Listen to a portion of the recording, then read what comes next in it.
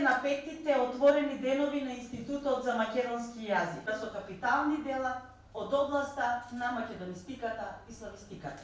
Рајко Стаматовски, Кирил Конески, Корубин, Димитровски, Видоевски, Нинова Ѓуркова. Поканувам председателот на Република Северна Македонија Стево Пендаровски да се обрати. Почитуван ректор на Универзитетот Свети Кирил и Методи, почитувана директорке на Институтот за македонски јазик Крстен Мисирков, почитувани професори, почитувани лингвисти, уважени гости, дами и господа. Најпрво дозволете ми да го честитам големиот јубилеј, 75 години од официјализирањето на современиот македонски јазик. Именно на 5 мај 1945 година беше озаконета македонската азбука, а на 7 јуни беше издадена и првата читанка буква на македонски јазик. Токму оваа значајна годишнина ја одбравте како тема на отворените денови на Институтот за македонски јазик Крстен Мисирков, во кој покрај останатите содржини централно место зазема значајната меѓународна конференција со наслов Македонскиот јазик извор на научни истражувања дома и надвор. Чинот на официјализирање и стандардизирање на македонскиот јазик има своја долга предисторија во активностите и во делата на Ѓорги Јапулевски, Јордан Хаджи Константинов Джинот, Партени Изогревски и на други бројни културни дејци од 19. век, за да кулминира со дејноста на Мисирков. Затоа и не случајно и Институтот за македонски јазик го носи неговото име. Секако процесот немаше да биде завршен ако не беше народно-ослободителната борба, ослободувањето од фашизмот и формирањето на Македонската република како рамноправна федерална единица во тогашна Југославија.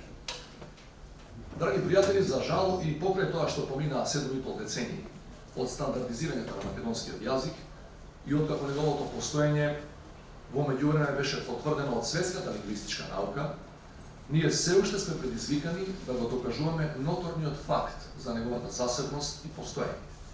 Интересно е дека негирањето не доаѓа од релевантни светски лингвистички авторитети и институти, кои за тоа прашање се имаат одамна произнесено, туку од одредени најчесто политички и политичко-академски кругови од нашето непосредно окружување. Без намера да ја оптоварувам денешната свечаност со дневна политичка реторика, нешто што е дури директно спротивно на поводот за кој сме собрани, сакам само да нагласам дека научните аргументи и вистината се на наша страна и од нив никој разумен не може да се откаже. Заради нашите предци, поради нас самите, заради обврската да ја сочуваме нашата духовна татковина, како што на времето се изрази за нашиот јазик, големиот Блаже Парски.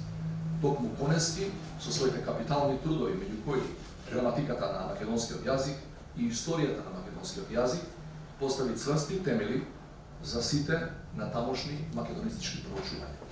Почитувани професори и лингвисти, надоврзувајќи се на неговото дело и почитувајќи ги тие длабоко ископани темели, ве замолувам со уште поголема страст да продолжите со вашата научна работа и напори за проучување и афирмирање на македонскиот јазик.